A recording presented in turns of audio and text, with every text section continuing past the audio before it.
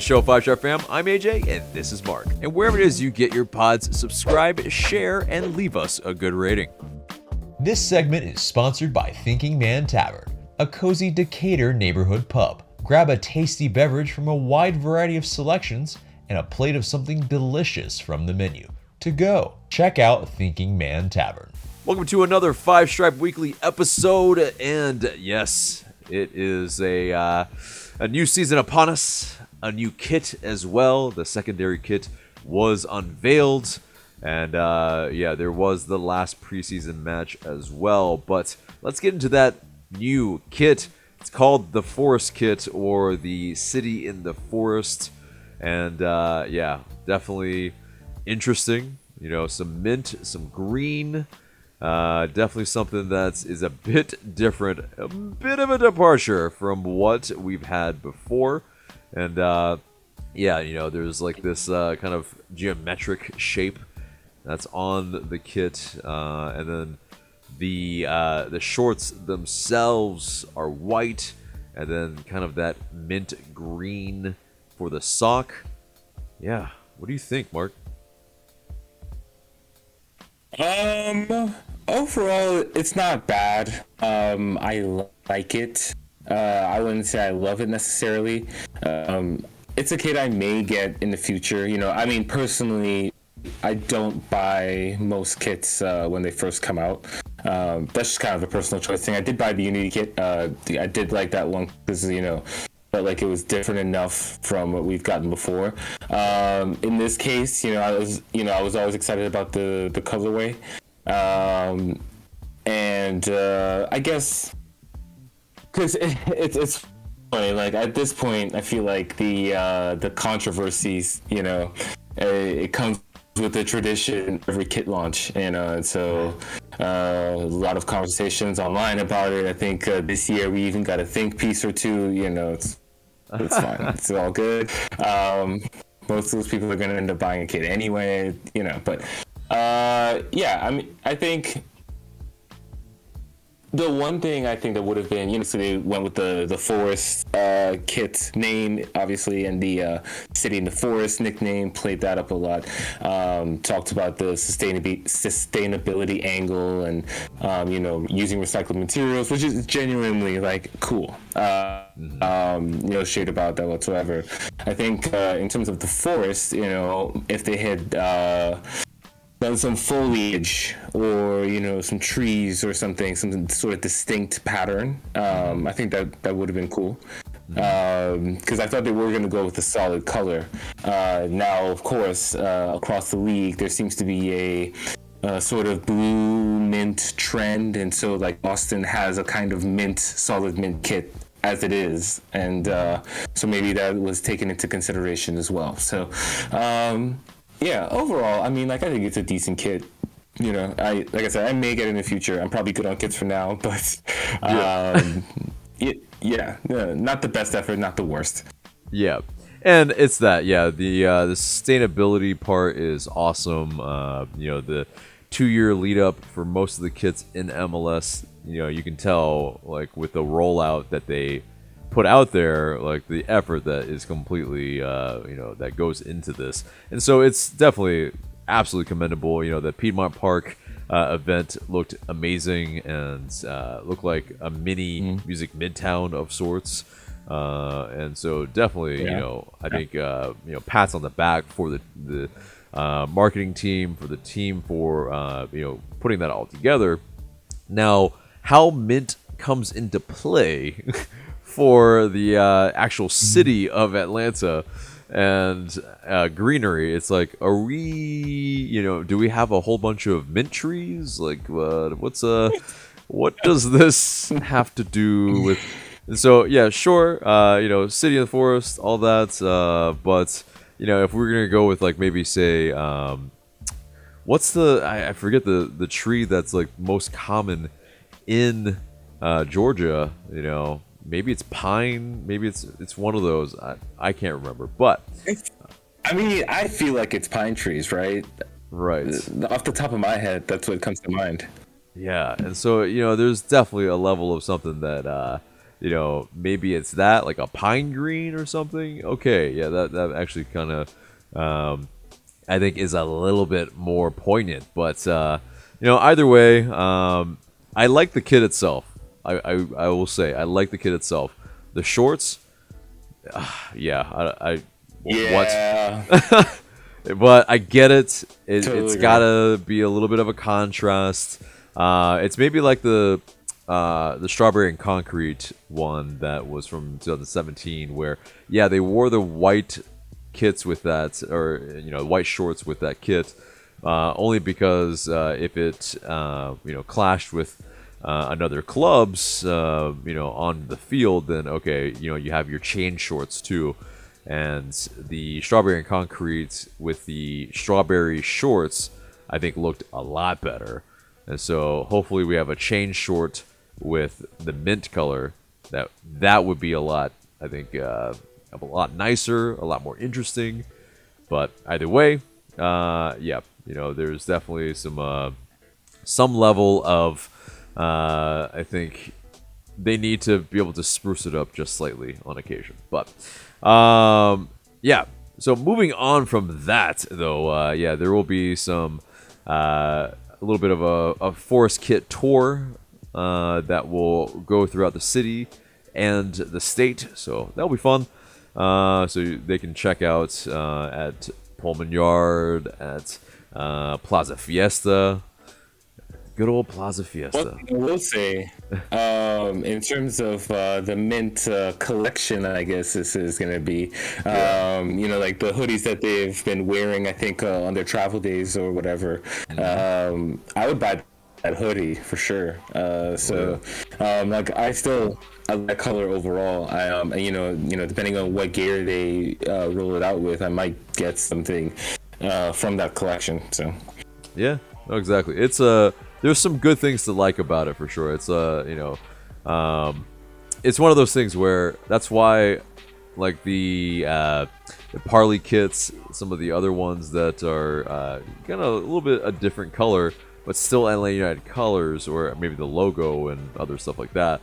People like just gobble that up because you can only have so many red and black and gold things. Yes, we love these colors, but I'm starting to only have those colors in my wardrobe, and like we're both wearing red shirts right now. It's we can only have much red too. Like it's definitely I already have way too much. And you and I don't necessarily go out and buy every kit, right? And that's but it's like it seems one of the things that I find interesting about this so-called controversy is that it seems almost that it's a near consensus that the favorite kits among the fan base are the OG kits and maybe the white and gold, which to me are the most basic kits. Like like they're fine. Like I get okay, for an OG kit you don't go too crazy, you just go with the basic colorway. Like this is what we're about. Like this is gonna be our bases. But I don't necessarily want to see that like every year, time after time, right? Like, so I don't mind the change up in the designs, and we're trying something different, Right. I do think they deserve credit for that, especially when, like, at the end of the day, Adidas is the kit sponsor for the league. It's not like that for other leagues, Like, so we're one of two clubs who have a third kit. Like, I don't know. I think Atlanta United, all things considered, have it better than most of the other teams, at least in MLS. Right, indeed. And so with the same people that complained about the mint kit or the forest kit, about what does this have to do with our colors, and then they didn't complain about our third kit that looked like bacon. So like where's the consistency, So anyway, right. Moving on. So, we had our last preseason match. It was against the Birmingham Legion. And, all in all, there was a little bit of some luck involved, that first goal. Good pressure by Luis Araujo. But, And so the back pass by the Birmingham Legion defender just goes straight into the goal. But, catches the keeper by surprise. Good pressure from Araujo, like I said. 4-0 scoreline at the end of the day. Maybe flatters us a little bit in the sense that the Legion definitely just started their preseason. And then, we had a pair of 3-0 losses, last Sunday. And so you have, I think, the balance. You have a team that is pretty much getting their fitness underneath them. And so, what there is to maybe pull out from this is that, that goal by Jose Martinez where he finishes with his left foot, at the bottom left corner, like that was a very, very well played goal there. Sejdic to Josetu with a back heel, and Jose Martinez is able to put that in. Jose Martinez with a brace, very, very encouraging.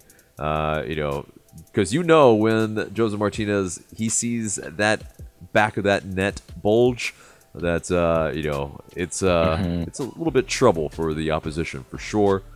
And also Ronald Hernandez getting on the score sheet as well from right back. Also, I mean, I think where he was in that wasn't from a right back position, but he is definitely a guy that has an eye for goal when he's getting there. And definitely the 2 assists, whether they're hockey assists or not, for Amar Sejdic, definitely that bodes well for his confidence too. Someone that seems like a little bit on the periphery, but could be in line to start the first match against Sporting KC over this next coming weekend. But what are your takeaways from the preseason match? I don't know if I have too many takeaways from the match itself, just for the reasons you stated, right? Like, it's, I think Birmingham Legion in that sense are kind of at the opposite end of the spectrum in terms of competition, versus Chivas and I forget the other team that we played, but, those teams were in the middle of their season already, so in terms of fitness they were ahead of Atlanta United, and then I think Chivas probably is a better team than Atlanta United anyway, so that was always going to be tough. I think so in that sense, like, it is a confidence booster. I don't know if I would read too much into the scoreline. But in terms of with that being the final preseason match, I think you can kind of look at the preseason as a whole. Maybe not like what did you learn from, what can you take away from it, right? Like, who played a lot, who looked pretty solid. I think you could say Joseph looks pretty solid, looks ready to start day one, and looks to have his legs more under him than last year, which we always knew that it would be like that, and I think it's good to see, I guess, sort of this trajectory in that sense. Coming back from the ACL injury, of course. Ruju, looks... Yeah. I think he's, he looks like he's going to hit the ground running, and he seems like the kind of player that his good form can lead to a lot of positive results. Like, he could be a game changer for us in that regard. And, as I've said, and others have said as well, that, with him, with a full preseason under his belt, and, him having, knowing the league a little better now, I don't know. I mean, I think he could even be an MVP candidate. I was kind of thinking about this too. He almost reminds me of Vela in the sense of a player, first of all, left-footed, right? And then, a player coming from Europe, he has that pedigree about him. He has that level about him, right? Like, you can just, not just in the goals and assists, but his touches, it's like, it's just, you can tell he's not too good for the league, but he's almost there. And so, I'm excited to see his form this season and see what he brings to the table. That's a really, really good point. Decent. Yeah. Let's stick on that real quick. I mean, because obviously, being an Arsenal fan, I know Carlos Vela really, really well in the sense of he I would say Luis Araujo has more of a pedigree than Carlos Vela in some respects, in terms of at least winning. Because like the club that he came from, winning the Uber Eats Ligue 1. I mean, it's definitely I know Right. it's just the fact that I have to say that is like ridiculous, but Right. but it is, yeah, like Vela, like he never like tore up Europe, but he was always, a solid kind of like a guy that was an in-betweener, like could start for some teams in La Liga, but yeah, and Araujo, yeah, kind of that in-betweener as well a bit, but I would say, yeah, Right. that's like a really astute observation, I feel like, but Araujo has slight pedigree. So in that sense, I think you're right. Like he could absolutely, be an MVP candidate. I don't know about maybe a Golden Boot winner, but definitely, Right. if he can. Oh my God, like him and Joseph. Ooh. That's the thing. Like, I don't think he's selfish enough to be a Golden Boot winner. I don't think that's his style, right? Like, I think he's a high goals and assist player. Like, the other comp I was thinking of more specifically for Atlanta United, and I'm sure you agree, like, we've never really found a Tito replacement, specifically Tito 2017, double-digit goals and assists. I mean, like, that's a really valuable player, and a player that can take people on one-on-one. Like, I think we have that in Araujo, and I'm hoping that we see more of that, because, yeah, I mean, I don't know. I think he could be such a difference maker for us. Right, and plus his work rate is better than anyone that we've actually said so far. So, yeah, definitely is. I think we've completely talked up Araujo in this, and hopefully he has a really good season. But, Right. Hopefully Yeah. it's not like in our face. Oh Someone's my gonna God. clip this and repost this if we're wrong. Exactly. But yeah. So there was, in terms of the lineup, pretty different from what we'd probably expect. Unfortunately, yeah, there were a bunch of guys that were missing. So yeah, you have Thiago Almada and Santiago Sosa and Franco Ibarra. They're all finalizing their visas from Argentina, and it's kind of uncertain how long it's going to take.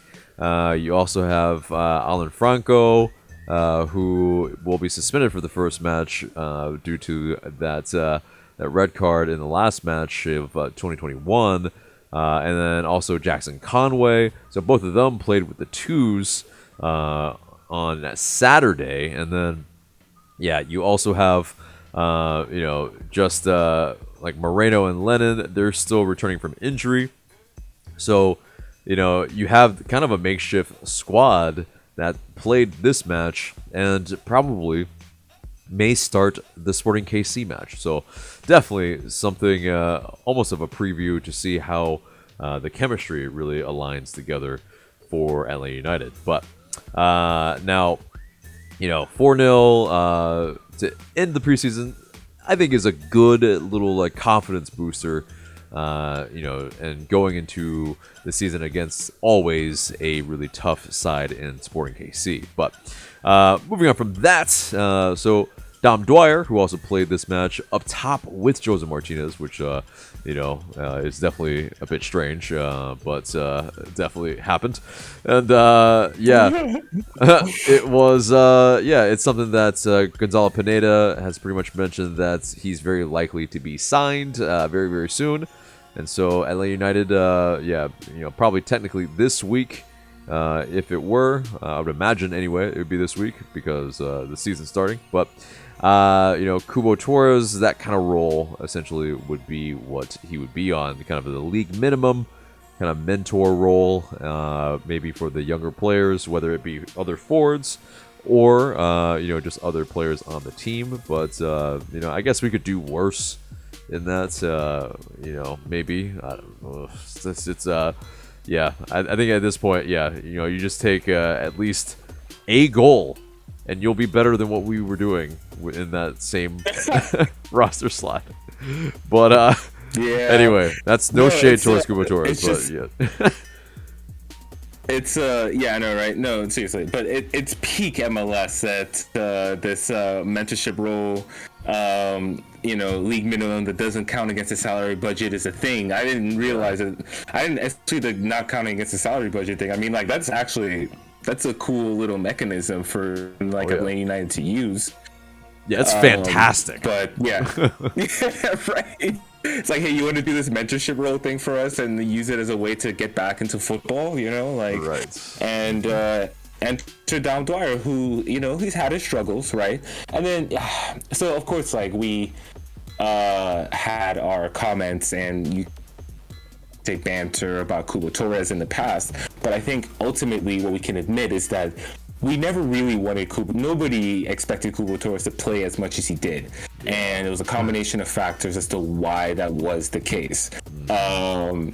Hopefully this time around, there's, more of a plan to avoid that. We're going to talk about another player that we were linked to that's rumored that would help alleviate that. But, and then you figure with Conway, I mean, he's been part of the first team for the last season and a half at least. It's, I guess it's, maybe it's time to expect more minutes from him as well. But in any case, I guess having more competition in terms of backup to Joseph, I think is probably the most prudent thing. And Dom Dwyer is like, we learned that Kubo Torres is done. It just is what it is. I don't think Dom Dwyer is quite done.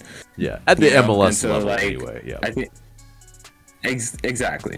So it's just one of those things where like if he can, of course, anything we get from him is a bonus. But if he's able to play 30 minutes here, 60 minutes here, that's 30 or 60 minutes and be decent, right? Not even necessarily a goal scorer, but just be a decent team player. That's 30 or 60 minutes that Joseph doesn't have to play. So I'm not really against it. Like even with his Orlando ties in the past, I mean, like good players have unfortunately played for Orlando. Now I don't know if I hope this version of Dom Dwyer is at least somewhat competent, to be able to be that. And I think that's that thing is Dom Dwyer. It's been tough for him to kind of get back to his form. So hopefully we get some sort of good version of Dom Dwyer, But either way, moving on from that, Luca Martinez Dupuy, according to Cesar Luis Merlo, is pretty close to signing for LA United. And it's nearly done, and we will see when that's actually going to be the case. I would imagine probably sometime this week is when he might be announced, with a little bit of a cryptic tweet by Darren Eales. So we shall see, but definitely a forward, as we talked about in previous episodes, that could help, alleviate having to rely on Joseph Martinez for, more than 40 matches or something like that. That would be probably a little too much for Joseph Martinez's, knee. But also, moving on from that, there was an article in the, let's see, how does it say? Reporternewspapers.net. It is definitely a weird one, but Caleb Wiley, our newest homegrown, he gave a little interview, and he talked about a numerous amount of things, kind of being, the new guy on the block, also coming up as kind of a, not only the academy player, but as an LA United fan, and, kind of pretty much seeing the team win. He wasn't part of the team, and he has said that he wants to experience that as a player. And, that's exactly what we want to hear, I think. But, there's also... he said being the youngest player on the field used to intimidate him, because he was, and in terms of for LA United 2, the youngest player to ever play for them. But he said that's no longer, and he said, quote, age is just a number. Now I just go out and do my thing. So definitely, a player that will be kind of more third in line in that, probably for LA United at left back, but it will be very interesting to see what he will be able to do. Now, last bit of news is that the Bally Sports TV crew of Kevin Egan, Mo Adu, and Jillian Sakovitz will return for the 2022 season, so that's great to see. Kevin Egan's been getting his WWE on, and that's been quite amazing to see a little bit, man. He's like really spreading his wings now.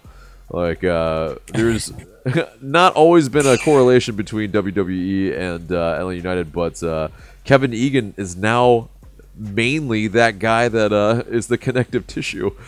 I mean, really kind of awesome.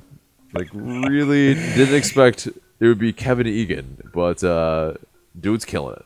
So either way, just want to give him a shout out because growing up, definitely, yeah, I liked me some wrestling, so it was definitely, yeah, it's definitely interesting to see him kind of do that. Who's my favorite wrestler? Yeah. Oh, that's a really hard question, man. I think I have to go by eras, man, and without this being a WWE show for too long, I'll say I liked Shawn Michaels in the Super Kick a lot. Yeah. That was super fun because I could see myself being like it's the underdog, it's the the sweet chin music. It definitely had like some sort of resonation to me. Also, being like a musician growing up, it's like there's definitely I think a little bit of that. Hair. Yeah, I never had long hair, but still, yeah. What about you? I mean, I like me some Rock, of course. Stone Cold, of course. Yeah, right. Oh, I like the high flyers too, like Hardy Boys. Oh man, yeah, those guys with those stunts, ridiculous. Just the Dudley Boys, hilarious. Yes, loved every part of that. Speaking on that, my favorite finishing move, always like the most thrilling. I don't know if he was my favorite wrestler or anything, but it was definitely like I was always in awe. Billy Kidman with the shooting star press. Oh, that's. That's a deep cut. That's a deep cut, but yeah. Yeah.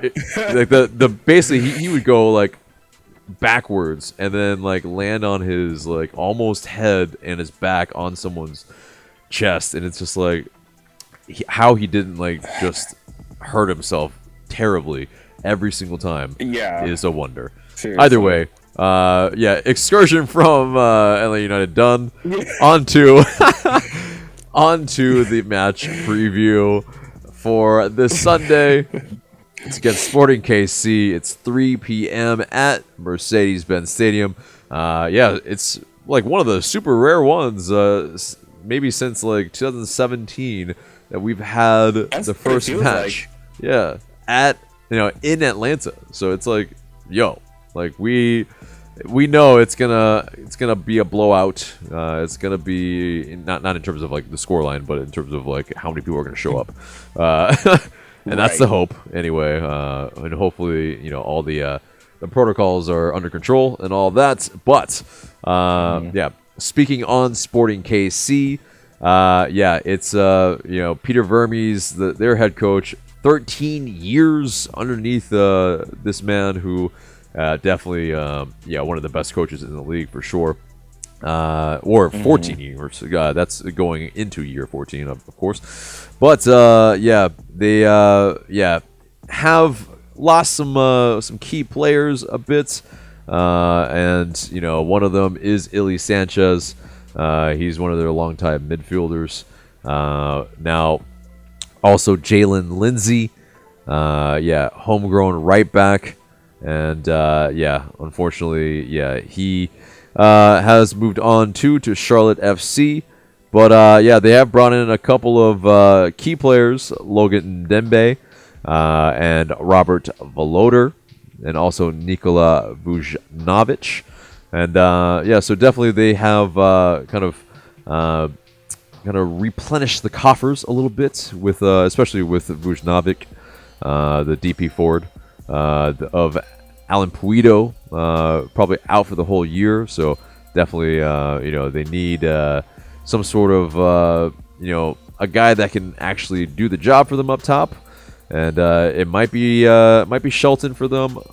We'll see. But the predictions are very interesting for this squad. They've gone from in terms of for MLS writers, they've gone as high as 2nd and as low as 10th, which is like, what? I mean, that's I think that speaks on, I think unfortunately Alan Pulido being likely out for them for the whole year, and so it just makes it kind of hard to predict where they're going to be. They might be just that kind of up and down roller coaster team in 2022.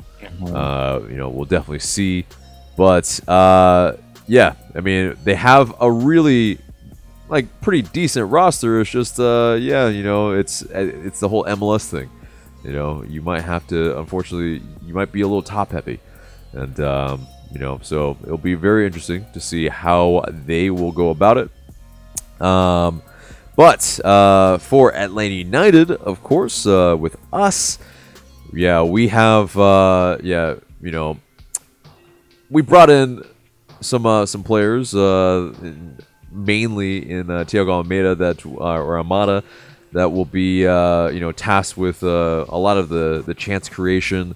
Luis Araujo, as we mentioned before, a guy that we will hopefully be able to rely on a consistent basis. Obviously, we lost Ezequiel Barco to River Plate and George Bello to Arminia Bielefeld. And then, of course, Anton Walks to Charlotte FC. So, there's talent that has left.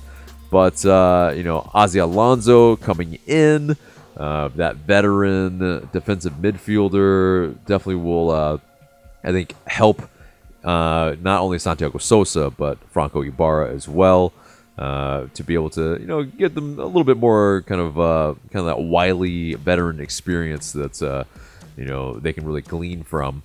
And then also Andrew Gutman, who, returns on loan from New York Red Bulls to be our pretty much out-and-out left back. And so definitely some new faces, but also, that I think really could contribute to a really strong 2022 season. Now, real quick, if there was maybe one player of the new guys that have come in that you think would be, might make the biggest impact, maybe not say statistically, but biggest impact. So Almada, Alonso, Gutman, who would that be?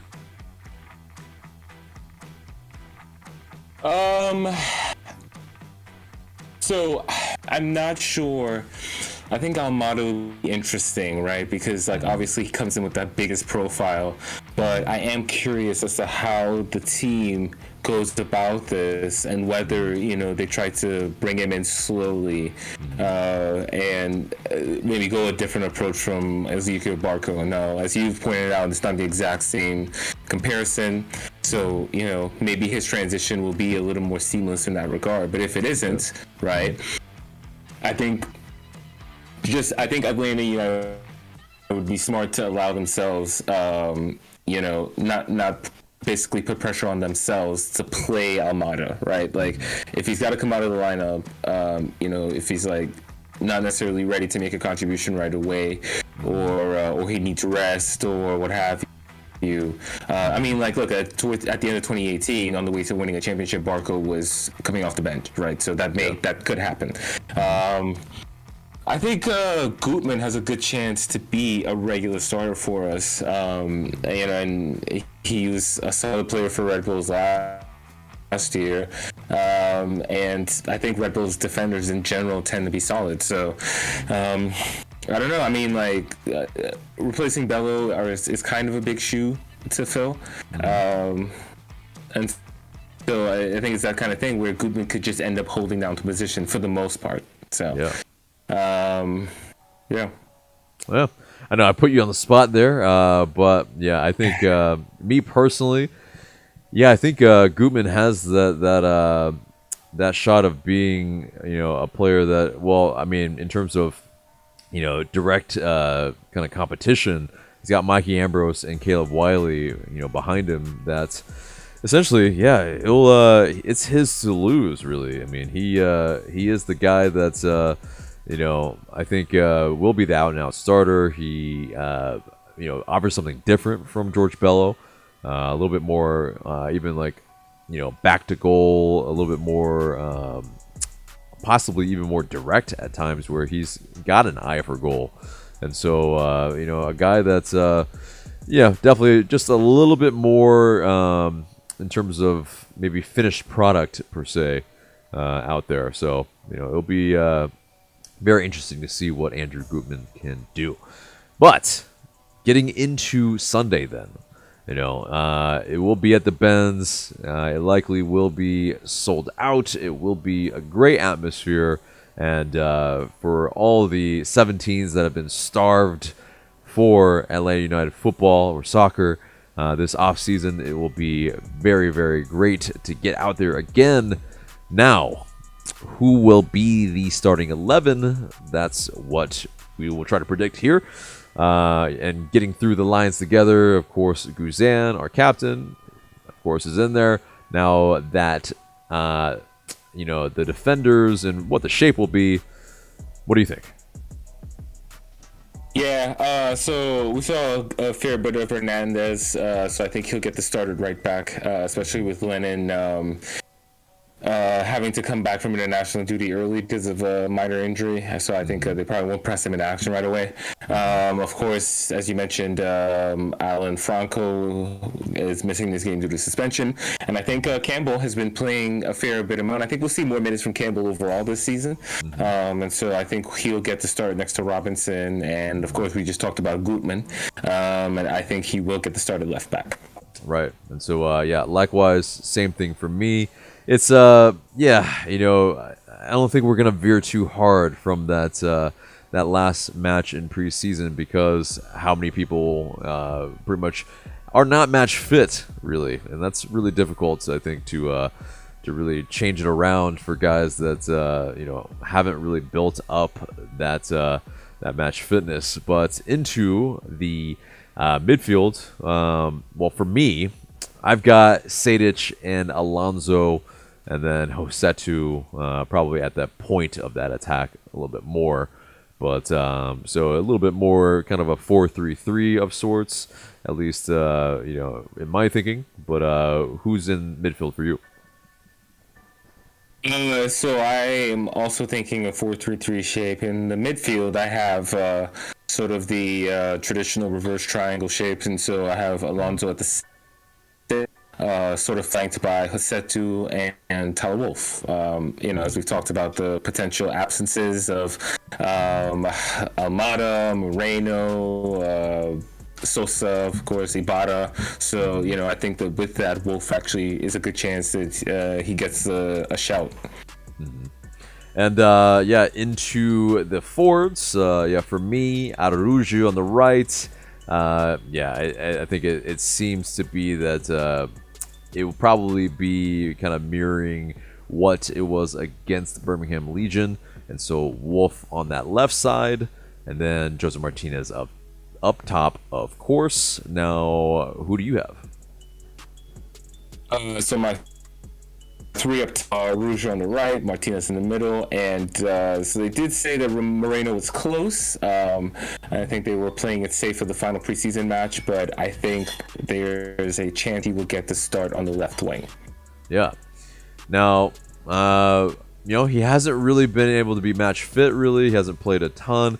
So that's where I'm like, I don't know. I don't know if we should risk him, but bold from Marc here. And so we will see what happens. Definitely, I could see him coming on for, maybe 25 minutes. I think Wolf, he's got everything to do a little bit here. Unfortunately, it's like, you get that start in the first match of the season, like, ooh, young kid. I mean, that's some pressure. Yeah. But Hopefully he And can. I mean, like in terms of the left wing in particular, it just seems like in terms of all the potential options, right? It's Almada, Moreno, Moreni, Machapcho, like all of them may not be available. So really struggling. I think. Yeah, I mean, like it may be a case of like, okay, if Moreno gets to start, he plays 45, 50 minutes and it's an early sub and he changed the shape or something. But a challenge for Pineda early on for sure. Right. And maybe in your formation too, maybe it's Wolf on the left side and then Moreno at the point of the attack, maybe essentially. Or, it could be, Mulroney maybe comes in the second half, for either Wolf or Moreno. Obviously he did have that pretty decent preseason match as well. And so, hopefully we shall see. Now, let's get into the score prediction. And Mark, what do you got? I think our man Joseph opens his account in the home opener. It just feels right. But I think it's going to be 1-1. I think with our absences and SKC too, first game of the season, no Pulido. I think you'll see a team who set out. I think they'll be happy with the result. And Peter Vermees always has them. Always makes them a tough outfit, and I'd expect something different from a team that finished third in the West last season. So, I think that SKC will make it tough, and I don't think there'll be anything between the teams by the end of it. Yeah. I think 1-1's a good shout. I'm gonna be just a tiny bit more bullish here, and that we can walk away with 3 points. It will be, in my opinion, probably maybe a 2-1 score. So 3 goals, not too bad for entertainment. So hopefully we can get that in the opening match of the season. The level of maybe how good those goals will be, I don't know. I think it's gonna be some ugly goals, but whatever works. I'll take some own goals. I'll take some some blunders. I'll take 3 stabs at the goal, or 3 bites of the cherry. Whatever it takes. I'll accept the dub. So hopefully that is the case.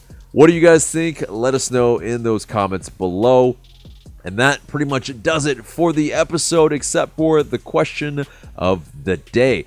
And the question of the day is, who do you think is going to have a big season for LA United in 2022? Let us know in those comments below. We're really, I'm very curious to see who the consensus is amongst you guys in those comments. And be respectful with each other. Don't just, shit on each other's, players who you think might be, but it'll be very, very interesting. So either way, that is the episode. Thank you so much for watching, everybody. Remember to like, share, comment, and subscribe. For Mark, I'm AJ. We'll see you in the next video.